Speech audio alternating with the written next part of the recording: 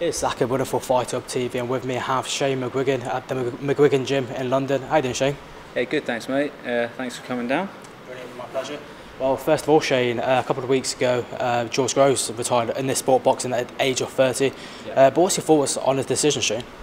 Well, it was a well thought out decision. You know, he took a couple of months to really, after the Callum Smith loss, to really sort of mull it over and process it. And you know, George has had, you know, that was his fourth loss of his career. But you know, they've all been at the top level.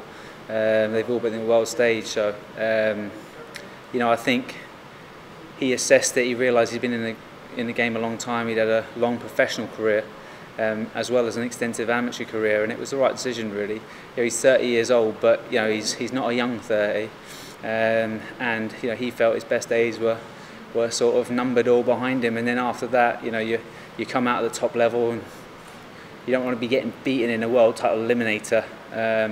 You want to sort of bow out for a world title fight, and that's what he did. How did the decision come about, and how did you find out? Well, you know, a few days after the fight, when we got back, I went out for dinner with him and his wife, and he told me straight away then, you know, we'd also planned it so that he would go into the tournament and, you know, hopefully win it, and then either pack it in or have one more fight against Degale. But you know, the thing is that well thought out, glorified ending never really comes. And then, you know, if you start chasing it, you know, you're in the wrong sort of sport, because it's not a very forgiving sport. And I think, you know, George did the right thing calling it a day when he did. Although you only shared 3 years with George, you graced some great moments in boxing, most notable being becoming world champion against Eubank in Sheffield, the victory over Chris Eubank Jr. Yeah. But looking back now, Shane, what was the most standout moment you shared with George? It would have to be the Chudinov fight, you know, winning the world title, you know, on the 4th attempt. But not only that, it's just days in the gym, you know, out running, like going and doing 5-6 miles together. You know, just the sort of that experience, you know, even as early as a De Luisa fight, you know, we built a great bond and we built a great friendship. And yeah, it's a rarity in the sport that you get sort of real good close bonds with people, and luckily I have that with a lot of my fighters, you know, with all of them actually, that, you know, I build a good close relationship with them, and you know, they're my friends as well as anything, and I want to see you know, them get into this business and get out with as much money in the bank as possible, and as little marks you know, as possible as well. And I think, you know, George did extremely well financially from when we teamed up. You know, the Super Series was great.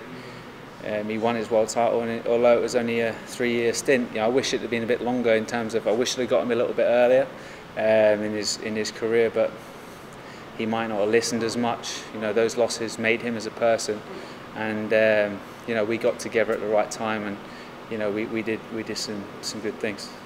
Well, Trio Groves' opponent was in action on Saturday night, Chris Eubank Jr.'s victory over James Degale. But what was your thoughts on the fight, Shane?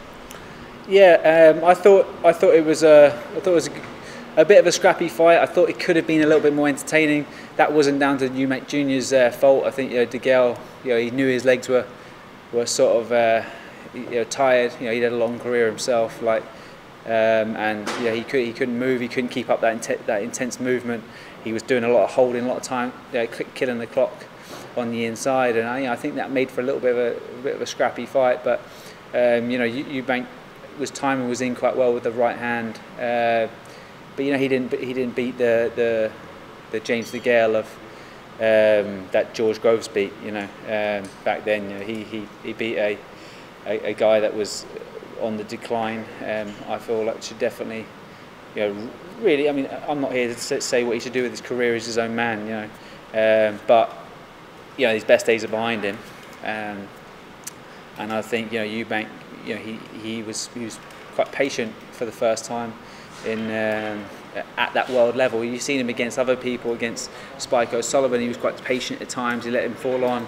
But since he sort of stepped up, you know, the Ildren fight, he caught him with a great counter. But at the top level, when it was 50-50 fights, he always felt he had to rush and start the attack first. And for the first time, he sort of let Degale instigate it and fall in, and he was timing in quite well with the right hand left hook. So you know, I still think, I don't know if he's improved much since the Groves defeat. I think, you know, the same guy that boxed George Groves a year ago would have beat James Degale on Saturday night as well. I just think that it just shows how much better George was on the night against Eubank Jr. Well, before the fight, Degale dubbed the fight as the retirement fight. But where do you feel Degale should go from here now? Well, just as I said, just as I said then, you know, I think I'm not here to make decisions for him. I don't think anybody is. I think it's something that he has to sit down and really reflect on his career and, you know, be content with it, because, you know, he's an Olympic gold medalist. You know, he's made. Everyone feels like they made a lot of money, but they could have made more. But then you start chasing things and you start, you know, looking for that 1 or 2 extra paydays, and, you know, you've got to be happy with what you've achieved and what you've done financially, and believe in yourself that there's life after boxing, either as a pundit, as a manager, you know, maybe even outside the sport, you know, as a sport agent or something. You know, the sky's the limit for these fighters, especially when they're world champions, and you know, he can use that knowledge that he gathered and gained in the ring and outside of it to pass it on to the youths and aspiring young fighters, or he can do something completely different. But, you know, there is life after boxing. It's just sometimes when fighters are in it, they never quite understand that. Well, Luke Campbell has been in mandatory position with the WBC since September, but what's the current situation at the moment? It's obviously current WBC world champion Mikey Garcia stepped up 2 weight divisions to take on Errol Spence Jr. Yeah, Mikey Garcia is obviously he's holding tight on that WBC belt. For us, you know, it's a waiting game. You know, there's a Russian that's potentially fighting Devin Haney, and then you've got Javier Fortuna in the mix as well. But, you know, we have to just the number 5 is Anthony Crolla, and he's now fighting Lomachenko. So it's just seeing who the WBC put forward for us to box, because, you know, once Garcia either loses or wins, I think he won't come back down to 135, so he'll probably go to 140.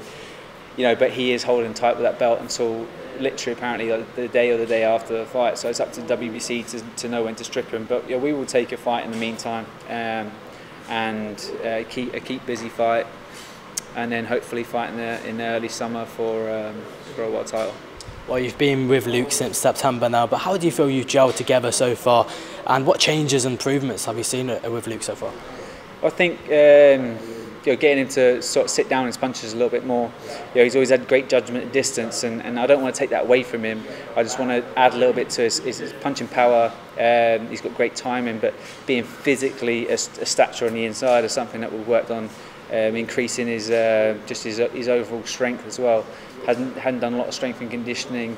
He had done certain bits, but not really you know, a structured plan throughout 8-10 months of the year. You know, and that's, although we've been together since September, we've been working non-stop on that. So you know, we were training for a fight in December that I sort of just myself and Luke decided to pull out of, because it was a non-relevant fight, and we don't want to diminish him as a brand. You know, we want him to be out there in big fights, and we want to sort of build him against people that, you know, have a chance of beating him. You know, because that's when you see the best of Luke Campbell. So we've had 2 training camps, although we've only had 1 fight, and we'll be fighting probably you know, March, maybe early April, and then we'll keep it going and go straight into a world title fight early summer. Although Luke has only had 2 fights in 2018, he got himself a mandatory position with the WBC. So what's the plans with Luke Campbell in 2019? What do you want to bring out of Luke Campbell this year? Well, it's a thriving division. You know, we've got Lomachenko, who holds the majority of the belts, and you know, Richard Comey as well. He's just won a world title as well. So you've got some huge names out there for him to box. And I think just the first thing for us is to win a world title, and then other accolades come, other world titles come, and so does the money. So for us, it's just knuckling down. 2019 has to be the year that he wins his world title, and then goes on to bigger and better things. But the sky's the limit. You know, he's got unbelievable potential. Although he's 31, he's the freshest 31 I've ever seen in the gym. He's hungry to learn all the time. So it's great and a privilege to train, because he's easy to train, but also he absorbs and adapts. And I feel like I can really work with him well in his style. Well, last month it was announced that Josh Taylor has the chance to become world champion in Glasgow in the World Boxing Super Series semi-finals. But how exciting is this opportunity for Josh to potentially become a world champion in his hometown? Yeah, well, that's what we signed up for. We signed up to the WBSS. Not for the financial reasons. We signed up for it because there was 2 world titles going into it. So, this is the moment that he's spent his whole amateur and professional career training for, and he's on the cusp of it now. So, May 18th, he gets not just the chance to fight for a world title, but also a homecoming for him. He gets it in his backyard garden. So, against a guy that I believe he can beat. So, and it's going to play into his style of fighting. So, it's a fantastic setup for him to sort of win a world title, but also the potential of having a unification fight straight after it. So hopefully, there's been a lot of rumours about Baranchyk, that hopefully that's all hot air and that he's training hard and preparing for May 18th, because he's only got that belt a short space of time. But I believe Taylor's going to take it off his hands. As you mentioned, Josh will be facing Ivan Baranchyk, who is the IBF world champion at the moment. He's just come off against his victory over Anthony Yigit in the quarterfinals of the World Boxing Super Series. But what do you know of him ahead of the fight? Just very strong, short, strong, decent puncher. He's got a good trainer behind him. In the Eubank as well, so he's in a good thriving gym. Like, it's a skills gym as well. So although he's a rugged sort of come forward pressure fighter, he's seeing skilled boxing. Like Hugovic is in that gym as well. So there's some good fighters in the gym, and he'll be picking up some things. But when it comes to his style, he doesn't know how to adapt. Once he can't maraud forward and outwork you and outpressure you, then I think you're going to see him come unstuck a little bit. And with Josh Taylor, he's adaptable. He can change style during the fight, and I think there's many different strings to Josh Taylor's bow, and I think that will be a defining factor in this fight. Well, finally, Shane, Josh has only had 14 professional fights so far, and now he's challenging for a world title. So what have you made out of the progression of Josh Taylor so far, considering that he's only been in boxing for 3 years? Yeah, he's been very well managed and navigated, so I have to put a big thanks to my dad for that. Obviously I'm doing the training, but it's been down to my dad's sort of hands to sort of push him on and believe in him and get him opportunities and create that hype around him. So I feel like he's done a fantastic job for him, and 14 fights. He's after 16 fights, he should be a unified world champion if it all goes to plan. So it's making waves. It's not quite Lomachenko, but it's a good push for us in this side of the waters, because we don't normally get that opportunity this early on. So he's been fast tracked, but he's been a little bit on the outside because he's been on Channel 5. But the viewing figures have been fantastic for him to sort of get that traction, and now he's in the Super Series, and there's huge opportunity financially and also for great belts in the future. So it's been a quick old process. I can remember the first day I started training him, and that feels like just yesterday. But he's also adapted and come on so quickly. So he's a serious fighter. Absolute pleasure for your time and effort today, Shane. Shane Mguigan for Fight Up TV.